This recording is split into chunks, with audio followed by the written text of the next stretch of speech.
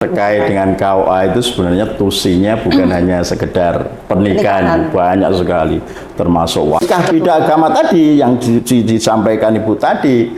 Itu pertama, jadi ketika manten tidak bisa hadir maka bisa diwakilkan. Oh, manten. Iya.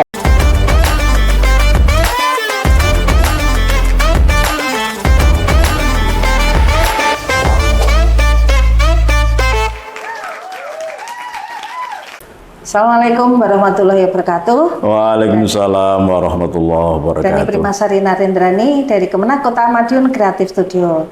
Saat ini saya sedang berada di KUA Manguharjo, Kota Madiun. Bersama dengan saya, Kepala KUA Manguharjo, Kota Madiun, Bapak Asrori. Assalamualaikum. Waalaikumsalam Ibu.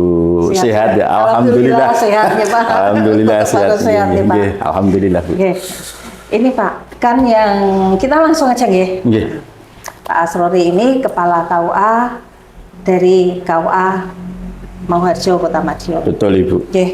Gini loh Pak, yang marak terjadi di bukan hanya di Kota Madiun ya, mungkin juga di daerah-daerah yang lain tentang adanya pernikahan.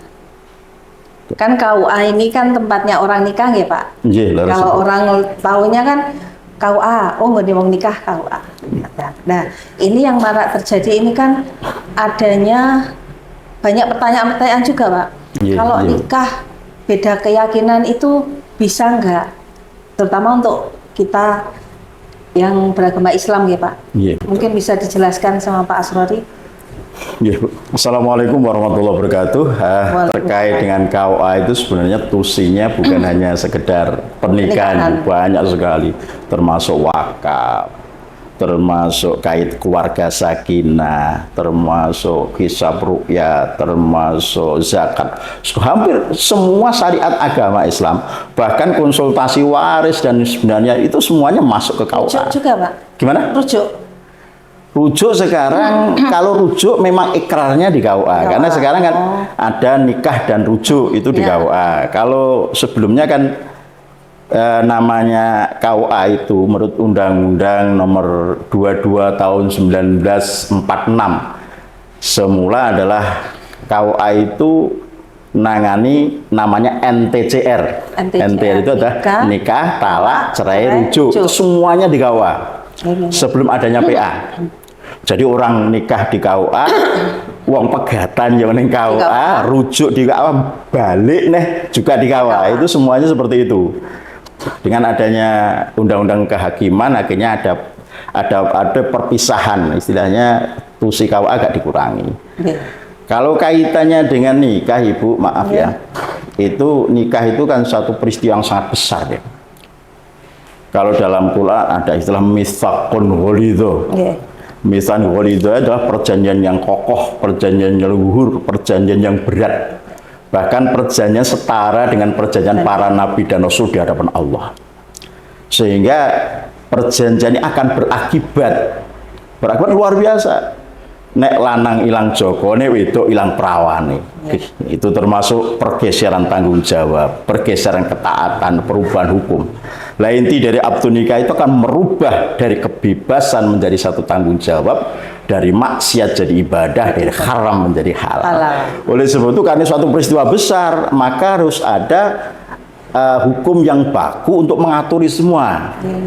Walaupun ada perbedaan menurut ulama ya, menurut Imam Syafi'i sebenarnya nikah tanpa dicatat sah-sah saja. Tapi Indonesia menganut Imam Abu Hanifah, nikah harus tercatat. Karena apa? Baru jual beli aja suruh catat, apalagi nikah. Karena nikah itu urusannya sangat panjang. Termasuk waris, termasuk nasab, itu harus dicatat. Kalau enggak nanti administrasi Indonesia jadi semrawut. Sehingga pertama kali undang-undang yang mengatur tentang pernikahan adalah Undang-Undang Nomor 22 Tahun 1946 tentang pencatatan nikah, termasuk NTCR tadi.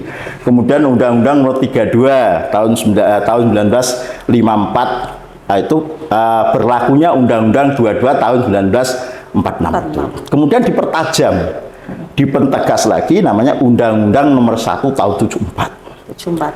Nah ini sangat fokus kalau itu. Karena dalam Undang-Undang Nomor 1 Tahun 74 sudah dijelaskan pasal 1 misalkan. Pas lahir saya itu Pak 74. Gimana?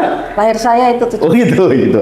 Jadi Undang-Undang Nomor 1 Tahun 74 itu menyatakan bahwa pernikahan suatu akad, satu ikatan lahir dan batin antara seorang pria dan seorang wanita sebagai suami istri yang bertujuan membentuk rumah tangga yang bahagia dan kekal berdasar kepada ketuhanan yang Maha Esa. Jadi ikatan lahir dan batin. Nah, kemudian tujuannya apa? Untuk membentuk keluarga yang bahagia, sakinah, kekal. Oleh sebab itu tujuan pernikahan itu adalah ibadah. Oleh sebab itu nikah beda agama tadi yang disampaikan Ibu tadi itu pertama melanggar dengan aturan itu sendiri. Mungkin yang lebih tajam Undang-Undang Nomor 174 pasal 2-nya ayat 1 menyatakan bahwa perkawinan sah manakala perkawinan sah apabila dilaksanakan sesuai dengan hukum masing-masing agama dan keyakinannya. Sehingga ketika nikah beda agama menurut aturan di Indonesia tidak diperbolehkan. Tidak diperbolehkan. Betul Ibu. Itu ada artis yang beda agama itu Pak? Oh gitu. Jadi begini, sebenarnya ada beberapa kasus di Indonesia. Kadang nikah beda agama itu jelas tidak boleh di Indonesia ya. Kadang orang mensiasati hukum. Contoh misalkan ketika tidak boleh di Indonesia, maka dia keluar negeri. Karena di luar negeri itu ada yang negara-negara yang membolehkan nikah beda agama. Bahkan jangan seperti itu, Bu. Nikah jenis kelaminnya sama itu di luar negeri catat. Karena hanya pencatatan di sana. Oleh sebab itu kadang kasus-kasus orang kaya misalkan di Indonesia nggak boleh, akhirnya lari ke luar negeri minta dinikahkan. Iya, untuk bisa nikah. Akan tetapi itu ketika kembali ke Indonesia nggak bisa dicatat juga. Yang beda agama itu. Iya, karena apa? Itu melanggar aturan kita. Yang namanya nikah campur adalah nikah beda kewarganegaraan. Yang satu warga negara Indonesia, yang satunya orang luar yang mempunyai hukum yang berbeda. Itu diperbolehkan sebenarnya asalkan tidak bertentangan dengan perundang-undangan kita. Tidak bertentangan Undang-Undang 74 atau peraturan-peraturan yang lain. Tapi kalau itu misalkan beda agama jelas kita dilarang. Itu barusan ada kasus Bu, masuk kemarin. Itu awalnya dia minta dicatat di catatan sipil. Karena dilihat dari keterangan KBRI itu kok kode Islami. Gitu. Tapi di luar negeri pernikahan. Iya, pernikahan di luar negeri. Kok kode Islami. Akhirnya oleh catatan ini diarahkan ke KUA. Saya minta kalau misalkan nikah di luar negeri kita harus hati-hati Bu. Namanya yang nikah itu harus ada pengawasan. Tidak sekedar pengakuan, enggak, harus ada pengawasan. Nah, kalau nikah di luar negeri di KBRI-nya mungkin bisa kepercaya karena itu ada PPNNL-nya. Tapi kalau sudah nikah di negara kita harus hati-hati. Yang enggak ada KBRI. Lah ya, nikah di negara. Di negara bukan di KBRI. Itu nanti produknya juga beda dengan kita. Kalau nikah di KBRI itu produknya sama dengan kita. Sehingga ketika kembali ke Indonesia, nikah secara muslim, maka kita catat di KUA. Kalau beda agama, kemudian kalau sama-sama Kristen atau Katolik di catatan sipil. Tapi harus satu keyakinan. Kalau beda keyakinan tidak boleh. Itu seperti ini Pak. Pernikahan di luar negeri sama-sama orang Indonesia dilaksanakan di sana. Tercatat di sana. Misalnya nih tanggal 1 Juli. Terus dia kembali ke Indonesia. Misalnya tanggal 5 Agustus gitu ya. Ini nanti dia daftar ke sini itu tercatat yang tanggal 1 Julinya atau yang tanggal 5 Agustusnya saat dia daftar itu? Begini Bu, untuk nikah luar negeri itu satu ada nikah di KBRI, jelas produknya sama dengan kita. Ketika Indonesia kembali ya kita legalisir. Tapi kalau itu nikahnya di negara sana, maka perlu kehati-hatian. Nikahnya secara Islam enggak? Secara Islam. Nah, kalau nikah secara Islam berarti nanti kau akan mengeluarkan bukan memberi catatan Ibu, karena itu bukan produk kita. Kita akan mengeluarkan namanya model NL, nikah luar negeri. Nikah luar negeri. Itu seperti register itu. Kita daftarkan, kemudian kita print rangkap 3, satu untuk arsip KUA, satu kita lampirkan di buku nikah produk luar negeri itu, satunya dikirim untuk KBRI. Artinya apa? Artinya boleh nikah luar negeri itu asalkan tidak bertentangan dengan undang-undang yang berlaku di Indonesia. Boleh-boleh saja. Yang tidak boleh itu adalah yang bertentangan dengan aturan kita. Itu loh, Bu. Artinya mau gue luar negeri tidak apa-apa. Cuman permasalahannya tidak bertentangan dengan peraturan perundang-undangan kita. Kalau bertentangan tetap tidak boleh. Lah kemarin kasusnya itu dari catatan sipil ke sini, saya minta nikahnya Islam dan ternyata kemarin waktu saya koordinasi di kecamatan itu bertemu dengan catatan sipil, Pak, ternyata itu gini, nikahnya dulu ada beda agama. Nah itu kan diarahkan di KUA. Ternyata begini, setelah dia nikah itu yang satunya mu'alaf jadinya. Akan tetapi itu karena nikahnya beda agama di sana, maka KUA tidak boleh mencatat. Termasuk catatan sipil sebenarnya. Tapi ternyata catatan itu juga mencatat, tapi memberi surat keterangan. Saya nggak tahu, keterangan model apa nggak tahu. Akhirnya oleh Bu Camat itu berarti nikah seperti itu loh. Itu maksudnya mensiasati hukum seperti itu. Ada lagi begini, mensiasati hukum seperti ini. Misalkan laki-laki dan perempuan terlanjur cinta, misalkan. Terlanjur hamil dulu misalkan, terlanjur hamil dulu. Wah ini gimana? Maka seolah-olah mereka ada pura-pura masuk Islam. Setelah pura-pura masuk Islam, ya diislamkan. Pura-pura itu kan niatan mereka. Tapi jelas niatnya nggak baik kan? Hanya pura-pura. Hanya pura-pura itu diislamkan misalkan di mu'alaf. Kemudian KTP-nya berubah. Nah setelah itu dia ke KUA lagi, minta dinikahkan. Karena di KTP identitas mereka sudah Islam. Berdasarkan mu'alaf tadi, maka mau tidak mau KUA harus menikahkan. Tetapi seiring perjalanan waktu, akhirnya dia pindah ke agamanya lagi. Lah itu yang akan menjadi pernikahan rusak. Baik secara syar'i. Bukan nggak, pernikahan dulu sah, cuman ini akan menjadi rusak. Rusak ya. Rusak. Sehingga ini sebenarnya perlu dibatalkan. Cuman permasalahannya sekarang siapa yang berwenang membatalkan ini misalkan. Ini kan belum ada regulasi yang mengatur ya. Hanya saya katakan bahwa itu sudah tadi merusak. Ini kasusnya banyak, Bu. Informasi dari penyuluh kami itu juga itu banyak jamaah-jamaah mereka suaminya sudah Kristen, istrinya Islam, kusuk. Ini solusinya seperti apa? Banyak ya, Pak. Banyak. Oleh sebab itu ini kan problem. Oleh sebab itu saya menghimbau kepada remaja-remaja, pemuda-pemuda, kita mendekati seorang itu harus hati-hati. Ahli kitab sekarang dengan dulu itu beda. Kalau ahli kitab dulu itu memang dia ahli kitab betul. Tuhannya masih Allah itu loh. Kalau sekarang hanya 3. Itu bedanya seperti itu. Seperti misalkan Siti Khadijah pamannya itu Waraqah bin Naufal ahli kitab. Tapi dia meyakini Allah itu esa. Itu yang dimaksud ahli kitab zaman dulu itu kan sudah berbeda sekali. Terus ini Pak, kalau yang laki-lakinya Muslim, yang perempuannya non-Muslim, bisa dilakukan di KUA. Intinya undang-undang kita mengatur bahwa nikah itu sah manakala dilakukan sesuai dengan agama dan keyakinannya masing-masing. Kalau Islam itu di KUA, kalau non-Muslim itu di catatan sipil. Tapi di catatan sipil itu juga sama. Kristen dengan Kristen, Katolik dengan Katolik. Campur juga nggak boleh. Nggak boleh. Yang namanya nikah campur itu beda kewarganegaraan, bukan beda agama. Kenapa? Tujuan kalau Islam ya, ngapunten Bu. Islam itu kan tujuannya nikah itu ibadah. Artinya dunia akhirat. Itu kan tidak bisa. Satunya ingin masuk surga, satunya ke misalkan seperti itu. Kan nggak sambung. Sehingga di dalam Undang-Undang 1 tadi saya katakan bahwa adalah ikatan lahir dan batin seorang pria seorang menjadi suami bertujuan membentuk rumah tangga bahagia, kekal. Nah, itu kan nanti melanggar dari itu semua. Sama. Iya. Gimana? Lah ya nanti kan biar satu tujuan. Iya betul. Apalagi nih golek imam ki ya sing bener maksudnya seperti itu. Oleh sebab itu kehati-hatian remaja sekarang kalau bergaul harus pilih-pilih. Itu maksud saya seperti itu. Kalau yang luar negeri, Pak, misalnya gini, yang laki-laki atau yang perempuannya dari luar negeri boleh, gitu loh. Itu ya tetap ya dia harus mu'alaf dulu, harus untuk prosesnya. Kalau nikah di Indonesia, satunya ulang negeri atau semuanya ulang negeri. Asalkan begini, Islam sama Islam larinya ke KUA. Kalau Kristen sama Kristen ke catatan sipil, kan gitu. Karena nikah itu harus ada pengawasan.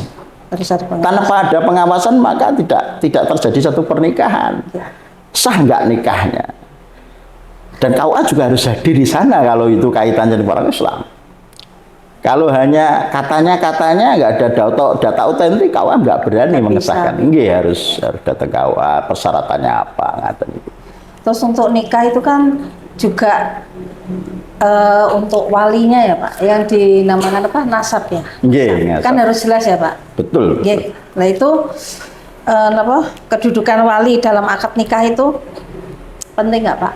Penting sekali Bu. Penting ya. Nggih, jadi la nikaha illa biwalin wala syahidi adlin. La nikaha, tidak ada pernikahan. Tidak sah satu pernikahan illa biwalin, kejaba adanya wali, kecuali adanya wali dan 2 orang saksi yang adil. Artinya wali ini berperan sangat penting dalam pernikahan dan itu rukun akad nikah. Rukun Bu. Rukun ya. Nggak boleh rukunnya maka nggak sah pernikahannya.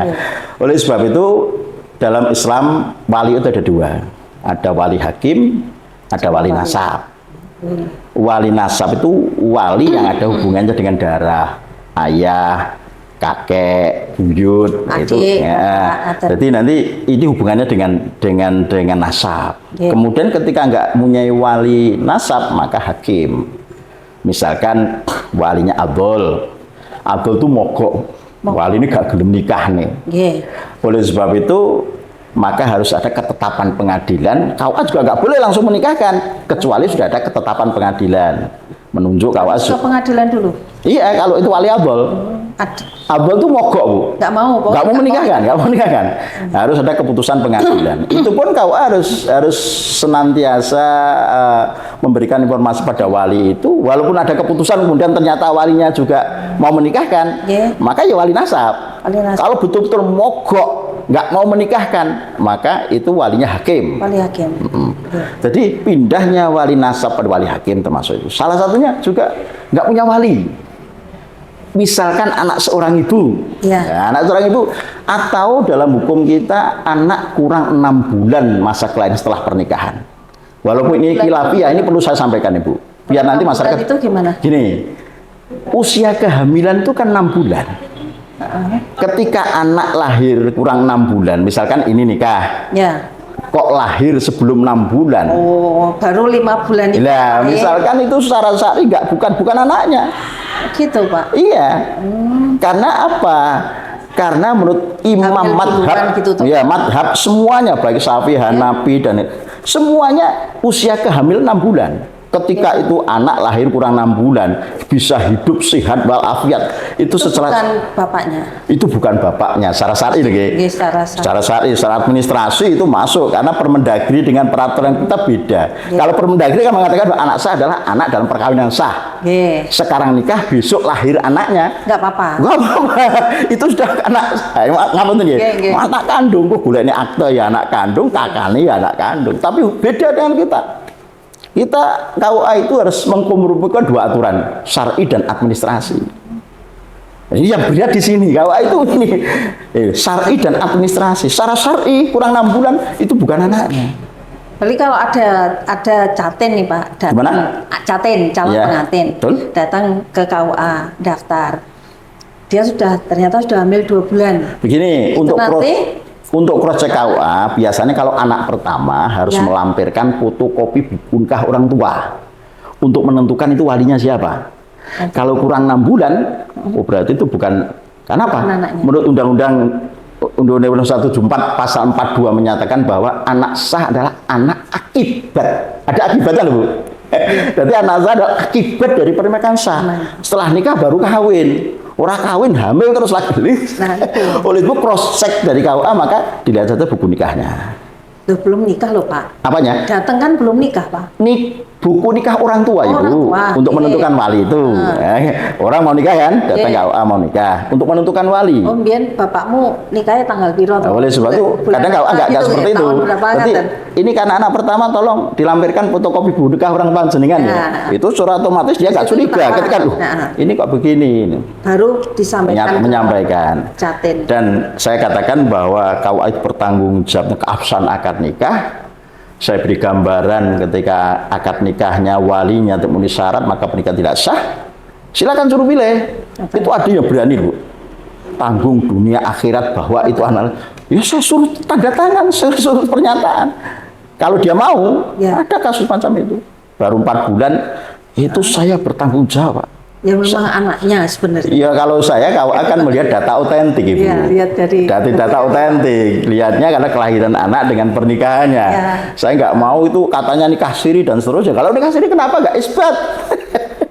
Kan jalannya ketika nikah siri kemudian lahir anak, biar anak itu sah ya isbat aja. Isbat nikah. Iya, bukan kok terus nikah baru. Berarti kalau nikah baru lihatnya kan dari buku nikahnya itu. Itu hal yang perlu menjadi catatan kita, bahwa wali itu ada dua, wali hakim dan wali nasab. Nah, wali hakim itu ketentuannya ya karena nggak punya wali, karena kehabisan wali, karena walinya adol, karena walinya tidak diketahui keberadaannya. Kalau walinya tidak diketahui keberadaannya, berarti harus ada 2 orang saksi dari pihak keluarga. Sering saya panggil dari keluarga perempuan untuk saya beri pernyataan, apa betul ini kehabisan wali. Ada beberapa kasus, 5 kasus, Bu. Memang awalnya kehabisan wali, ternyata masih ketemu. Gini. Anak paman kakek itu masih ketemu saya. Oleh sebab itu KUA juga harus hati-hati dengan wali itu, jangan percaya aja. Sehingga anak paman kakek ini, anak paman kakek itu sudah urutan ke-19 itu saya urutkan. Jadi begini, urutan wali kan begini. Dari orang tua, ayah, kakek, buyut, kemudian menyamping saudara kandung, saudara seayah, anak saudara kandung, anak saudara ayah, sampai nanti anaknya buyut itu kan balik kan, anaknya balik, anaknya anak paman kakek, itu masih bisa jadi wali.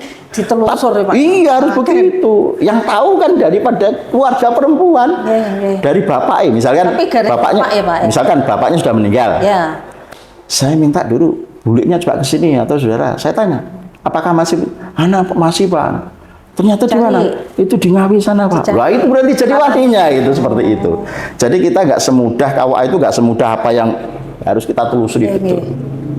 Terus ini Pak, yang banyak terjadi ini kan misalnya seperti anak adopsi, gitu. Ya kan? Misalnya nih saya adopsi anak, adopsi anak, dari dia lahir langsung saya adopsi. Ya. Anak itu aktenya tercatat anak saya, bapaknya ya Pak ya, anak saya. Padahal bukan anak jenengan asli. Bukan anak. Nanti saat anak itu menikah, otomatis kan orang tua kan harus ngasih tahu sakjane kowe dudu waliku loh, gitu. Nah ini nanti misalnya kalau orang tuanya sadar dengan kesadaran kamu bukan anak kandung saya, ngaten kan malah enak ya Pak. Kalau orang tuanya itu tetap ngotot, iki anakku, ngaten, itu gimana Pak? Ini sebenarnya Islam tidak melarang mengadopsi anak itu, tidak melarang, dalam tujuan kasih sayang dan membantu. Dan Rasulullah pun juga pernah mengadopsi, namanya Zaid, dulu Zaid bin Muhammad. Ketika turun ayat surat Al-Ahzab ayat 4 dan 5, maka bukan lagi Muhammad Zaid bin Muhammad, tapi Zaid bin Harizah, karena mereka anaknya Harizah. Oleh sebab itu yang tidak boleh itu memutus nasabnya ini. Sehingga kalau itu terjadi, maka sikap KUA kalau ada laporan kalau ada laporan itu, kadang kita mendapat laporan dari Pak Mudin misalkan, ini Pak Adu adopsi anak, itu harus dikembalikan pada nasab. Kalau enggak berbahaya. Dicari orang tuanya. Iya. Kalau enggak ketemu Pak. Begini, ada beberapa cara untuk dalam, kan ada adopsi anak itu macam-macam Bu ya. Ada yang diambil dari panti asuhan, betul kan? Ada yang diambil dari jalan, ada yang anaknya saudaranya, ada tetangganya karena mereka nggak punya anak, misalkan macam-macam lah. Kasusnya adopsi anak itu macam. Tapi yang nggak boleh itu menasabkan anak angkat kepada dirinya. Bin saya. Nah, padahal bukan anaknya, itu yang nggak boleh itu. Tapi kalau sepanjang hanya mengadopsi untuk membantu boleh. Yang nggak boleh itu memutus nasab, itu berdosa besar Bu itu. Hati-hati dengan itu. Oleh sebab itu komitmen saya Bu, ini beda dengan dulu. Dulu itu KUA hanya mensiasati begini, syar'i dan administrasi beda. Sekarang jadi dinikahkan secara syar'inya adalah wali bapak kandungnya, secara administrasi dibiarkan. Itu sangat berbahaya. KUA tahu itu juga ikut dosanya. Kenapa? Di kemudian hari, walaupun sekarang disiasati, kalau putus itu informasi bisa jadi keponakan angkat, bisa jadi wali. Bahaya itu. Oleh sebab itu komitmen saya itu harus dikembalikan pada nasab yang sesungguhnya. Ini sudah berjalan, alhamdulillah. Dan kami sudah mendapat bantuan dari Pak Mudin. Ini termasuk kalau misalkan belum sampai ke akte kelahiran, baru kakak itu ternyata bapak angkat, bapak kandung, kecatatan sipil, itu nanti bikin pernyataan masing-masing, itu sudah dikembalikan. Sudah dikembalikan. Ya, kami sudah review dengan catatan sipil. Dan ketika sudah masuk akte kelahiran, itu harus sidang. Jadi ada pihak mengembalikan. Iya, harus intinya, ya, gitu. Pak. Ada penggugat dan tergugat. Ya. Penggugatnya adalah bapak kandung asli, tergugatnya adalah bapak angkat. Itu akan juga akan diputuskan dan kembali ke catatan sipil, dikembalikan pada dasar. Lah kalau misalkan bapak angkatnya sudah meninggal, bapak kandungnya sudah meninggal, seperti apa? Seperti kasus Nambangan Lor, itu ternyata juga ada penetapan pengadilan. Dan nanti yang gugat itu adalah catinya sendiri. Karena ada kasus begini, Bu. Ada mau nikah, adalah walinya saudara kandung. Saya lihat, loh, binti terbitnya kan beda. Bapak wali, kalau bapak nganten kok beda. Nah, ini gimana ini? Pak, maaf, ini sebenarnya memang adik kami. Cuman ternyata dulu itu sejak kecil sudah diadopsi Pak D, karena Pak D nggak punya anak. Banyak kasus itu. Lagi ngoten niku. Oh gitu, ini harus dikembalikan, Mas. Harus dikembalikan. Akhirnya di sidang pengadilan PN loh, Bu, itu dikembalikan nasabnya. Nah, prosesnya ya setelah keputusan pengadilan, kecatatan sipil, nanti diganti aktenya, termasuk kakaknya. Alhamdulillah ini sudah jalan semacam itu. Oleh sebab itu mungkin KWA yang lain masih menggunakan model lama, syar'i dan administrasi beda, itu sangat berbahaya. Saya sarankan, Bu, maka KWA Kota Madiun, terutama Mangkuharjo lah, saya yang lain nggak tahu lah. Kalau Mangkuharjo saya berkomitmen itu harus dirubah. Maksud saya ketika saya nanti pensiun itu tidak meninggalkan hal yang jelek lah. Kami berupaya, dan ini nggak bisa berjalan kalau nggak ada dukungan dari pihak-pihak, termasuk informasi dari Pak Mudin, dari masyarakat pada kami, dan kesadaran daripada yang bersangkutan sendiri. Karena dosanya yang menanggung juga yang mengadopsi loh, Bu, mutus nasab itu. Oleh sebab itu ini saya beri masukan pada siapapun terkait ini nggak akan bisa jalan. Kalau Mang Ojo nggak bisa jalan manakala tidak ada bantuan dari pihak terkait, baik itu kelurahan, kemudian catatan sipil, pengadilan, itu harus komitmen, kita harus mengembalikan pada nasab yang sesungguhnya. Itu kalau nasabnya anak tersebut jelas, misalnya Pak D-nya, Pak L-nya, atau siapa. Kalau yang ambil dari panti, Pak, kan kebanyakan kan dia nitipkan anak ke panti itu kan terus meninggalkan jejak. Betul. Ya gitu loh. Jadi itu kalau anaknya sudah cukup usia, maka melakukan gugatan di pengadilan, akan diputuskan, akan diadakan penetapan. Tetapi permasalahan kemarin yang belum selesai, Bu, itu adalah panggungangan. Ada, Pak, ya? Ada kasus panggungangan itu, dia ambil dari panti asuhan, kemudian sudah terlanjur hamil, dia di bawah umur juga. Ternyata itu juga akhirnya berhenti kasusnya, karena ketika itu gugat ke pengadilan, nggak cukup umur kan nggak bisa. Oleh sebab cukup umur. Iya, oleh sebab itu sekarang mungkin sudah lahir lah anaknya. Oleh sebab itu kasus misalkan anak diambil dari panti asuhan, dari jalan, itu kalau catatan sipil kan ada tuh anaknya siapa. Kalau nggak bapak punya ibu, itu di strip. Catatan sipil tahu, saya sudah tahu. Jadi catatan sipil sekarang tertib sekali ya, nggak bener. Jadi anak itu ada yang anak kandung, anak belum tercatat, anak seorang ibu. Nah, ketika bapak dan ibunya nggak jelas, ada di strip itu aja. Oh, ada. Tertib, Bu. Jadi nanti nikahnya dia nanti wali hakim ya? Ya, kalau misalkan kaitannya dengan itu wakilnya walinya hakim. Wali hakim. Tidak diketok keberadaannya kalau perempuan. Tidak diketok keberadaannya. Itu berarti itu nanti secara administrasi dia bikin pernyataan 2 orang saksi, itu sudah kami terima nanti wali hakim. Atau dulu aturannya begini, 2 orang saksi mengetahui Pak Lurah, kalau sekarang enggak. Sekarang pernyataan dari yang bersangkutan, 2 orang saksi, tentunya 2 orang saksi itu dari pihak keluarga, Bu. Biar tahu prosedurnya, tahu silsilahnya. Nggak boleh nyewa orang, nggak boleh. Biar nanti dalam pernikahan betul-betul sah, baik secara syar'i dan secara administrasi. Harapan saya seperti itu. Memang kalau itu berat, Bu. Kalau kita pikir harus mengkompromikan 2 aturan yang berbeda. Syar'i dan administrasi harus beda. Itu komitmen saya seperti itu. Dan ini nggak bisa berjalan, nggak bisa sebagaimana kita harapkan manakala tidak ada dukungan dari ya termasuk dari atasan. Dari atasan juga gini, jangan sampai ini gini nanti dirusak oleh atas bubrah. Ini kami sudah kenceng ternyata di sana. Wes gampang. Diintervensi bubrah itu langsung kan kalau udah intervensi. Nggak benar nih.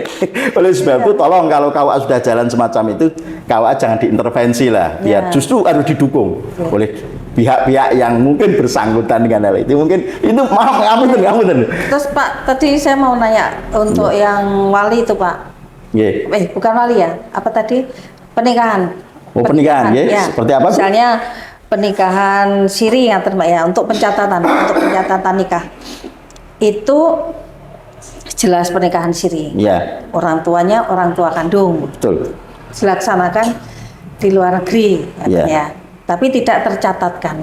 Maksudnya hanya ayo tak nikahke. Tapi orang tua kandung sendiri Pak. Iya. Jelas itu pernikahan. Cuman tidak tercatat di pencatatan nikah. Terus saat dia pulang ke Indonesia, ingin mencatatkan di tanggal saat nikah itu. Itu harus ke PA dulu atau harus diulang lagi? Ini nikah siri itu karena ke isbat. Ya. Yang bisa diisbatan itu mempunyai 2 syarat, secara syar'i dan administrasi. Secara syar'i pernikahannya ada walinya, ada saksinya, ada ijab kabulnya, ada maharnya, secara syar'i sah. Tapi bagaimana secara administrasi? Bisa enggak? Karena nikah itu harus dicatat, diawasi oleh PPN yang mewilayahi. Kalau di luar negeri siapa yang memberikan pengawasan? Oleh sebab itu sebenarnya itu kalau mau siri mestinya di sana isbatnya, tapi apakah itu bisa di sana? Permasalahan adalah terkendala secara administrasi. Kalau kaitannya dengan di Indonesia maksudnya. Kemarin ada pertanyaan ke kantor, Pak ya. Ada pertanyaan ke kantor bahwa dia ingin melaksanakan nikah online. Yang perempuan, misalnya nih Pak Nggih, perempuannya posisi di Madiun. Sementara yang laki-laki di Jakarta. Apa bisa dilaksanakan nikah online? Sementara ya posisi yang perempuan di Madiun jelas orang tuanya di Madiun. Yang laki-laki di Jakarta. Dan nanti jangan-jangan kawinnya juga online, Bu. Kawin online. Ini yang jelas gini. Nikah itu sesuai dengan peraturan perundang-undangan kita harus dalam satu majelis, dalam satu tempat. Satu, yang kedua PMA yang baru jelas bahwa catin wali harus hadir di tempat akad nikah dalam pengawasan PPN.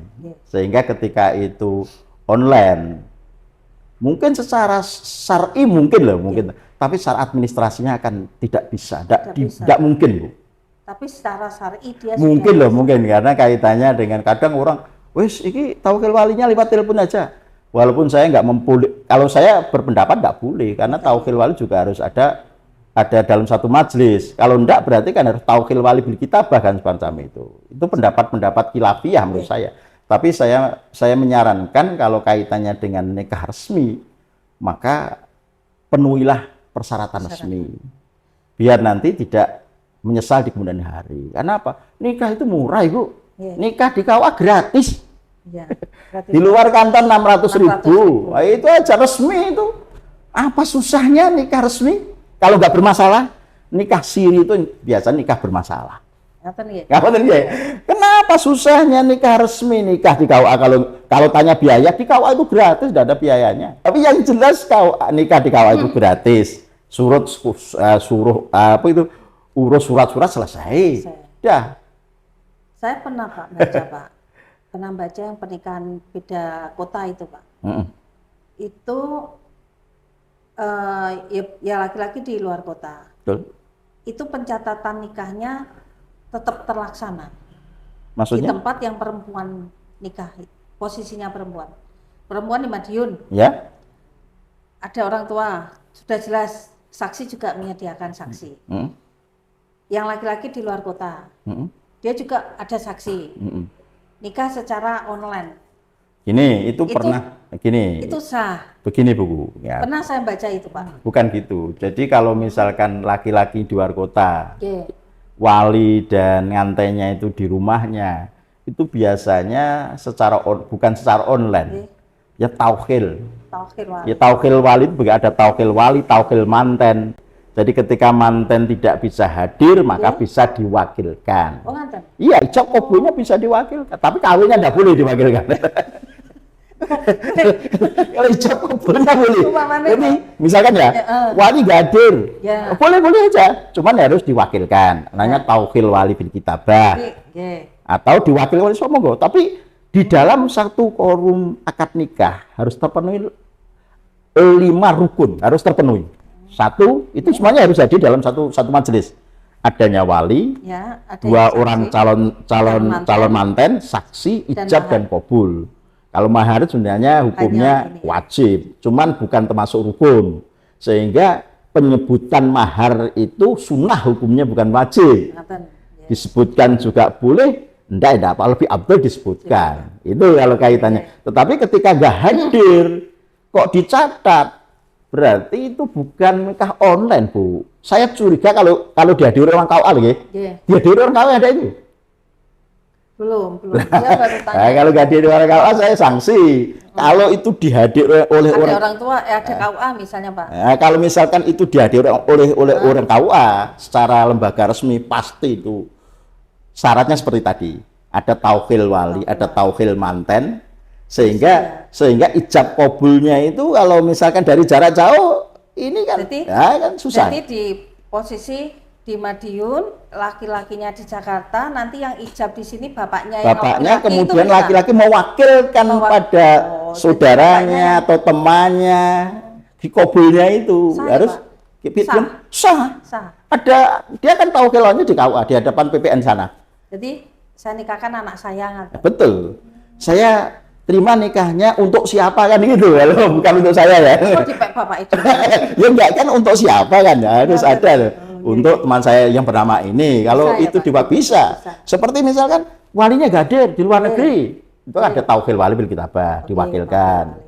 Atau bisa diwakilkan oleh petugas KUA, boleh diwakilkan pada kiainya, boleh, tergantung pada suratnya itu ditujukan pada siapa. Saya wakilkan ini bla bla bla bla dengan 2 orang saksi. Kemudian nanti saya wakilkan pada petugas KUA. Kalau nggak bisa nanti diwakil pada penghulunya atau langsung ditunjuk nama. Bisa. Nanti taukhil wali, nanti saya minta yang menikahkan Yai Haji ini. Boleh. Berarti memang banyak sekali ya, Pak.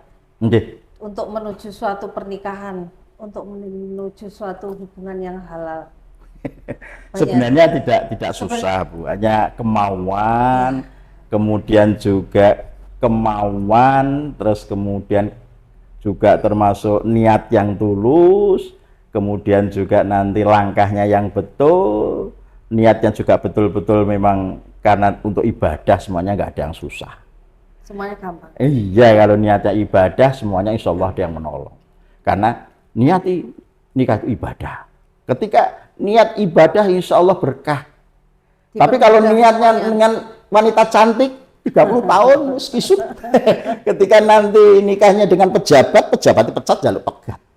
Nikahnya dengan orang kaya, orang kaya, bondone entek kecewa. Tapi kalau insya Allah niatnya ibadah, boleh imam sing bener insya Allah berkah. Dan tujuannya adalah dunia akhirat, itu aja loh. Jadi nggak macam-macam, tujuannya dunia akhirat, insya Allah. Nah itu istri itu nanti gini, katanya ada bidadari itu 71 ya. Itu sebenarnya yang paling cantik itu istrinya, Bu. Kemudian lainnya jadi pelayan. Iya, jangan khawatir. Nanti kata ibu protes, ada bidadari misalkan. Enggak. Yang namanya disediakan bidadari 70 punjo siji. 70 itu sebagai pelayan, yang satu istrinya dibuat secantik mungkin, paling cantik di antara pelayan. Sebenarnya semacam itu perlu diperjelas loh. Nanti enggak ibu protes lah, anu lanang wong wedok berarti kudu duwe widodar. Enggak, itu sebenarnya arahnya seperti itu. Nggih, Pak Asrori. Nggih, Ibu. Mungkin ini bermanfaat untuk kita, ada teman juga yang mungkin menuju pernikahan. Pernikahan bisa untuk pembelajaran untuk semuanya, Pak. Untuk manfaat, untuk pengetahuan bagi yang belum menikah dan yang mungkin akan menikahkan atau yang memang sudah menikah. Ya mungkin keterbatasan saya dengan pelaksanaan pernikahan yang ada di KUA Mangu, mungkin saya juga perlu kritik, perlu arahan, perlu bimbingan, karena selama ini kan kami itu ya yang namanya KUA itu pelayan, tapi pelayan yang sesuai dengan regulasi yang ada, melayani dengan aturan-aturan yang ada. Jadi pelayanan kita itu bukan berarti semua dilayani, cuman yang dilayani adalah sesuai dengan tusi yang ada di KUA mawon. Kadang orang termasuk, tapi kami nggak pernah menolak ketika ada konsultasi sebagaimana kaitannya dengan syarat-syarat hukum, enggak. Masalah waris, masalah dan lain sebagainya semua banyak. terlayani. Iya. Di KUA. Asalkan itu kaitannya dengan masalah hukum syariat, saya layani. Walaupun nanti karena apa? Ketika ada konsultasi, ada masukan, minimal KUA memberikan solusi. Walaupun bukan tusi kami memberikan solusi. Jalan keluarnya seperti apa? Sering Bu, orang minta, Pak, ini waris ahli warisnya siapa-siapa, itu ya saya layani aja. Walaupun itu nanti endingnya bukan pada kami, kepada PA misalkan, tapi minimal mereka senang. Ya. Kalau bisa pelayan kami dia datang dengan wajah yang muram, tapi pulang dengan wajah yang semringah dan senyum. Bahagia. Harapan saya seperti itu. Ngaten. Ya, matur suwun Pak Aswari atas waktunya. Sami-sami. Matur suwun kehadirannya, semoga manfaat. Sami-sami. Saya bersama. Paling sehat. Ya, amin, sami-sami Pak. Amin. Semoga bermanfaat untuk umat amin, ya, Pak. amin. Ya, bisa memberikan manfaat dan pengetahuan untuk masyarakat sebagai kepala KUA. Amin. Sukses Ya 4 tahun lagi pensiun. Masih 4 tahun Pak, masih lama Pak. Ya ini kan kemarin ada tambahan 2 tahun untuk matiannya tambah 2 tahun. Kalau enggak saya 2 tahun lagi sudah pensiun. Alhamdulillah. Sukses selalu Pak. Amin. Demikian bincang-bincang saya dengan Kepala KUA Manguharjo Kota Madiun, Dani Primasari Narendrani bersama tim dari Kemenang Kota Madiun Kreatif Studio, ada Hendra Aditya Pratama, Habib Surya Prayogi, dan Ahmad Ulinuha. Mengucapkan terima kasih. Wassalamualaikum warahmatullahi wabarakatuh. Waalaikumsalam warahmatullahi wabarakatuh.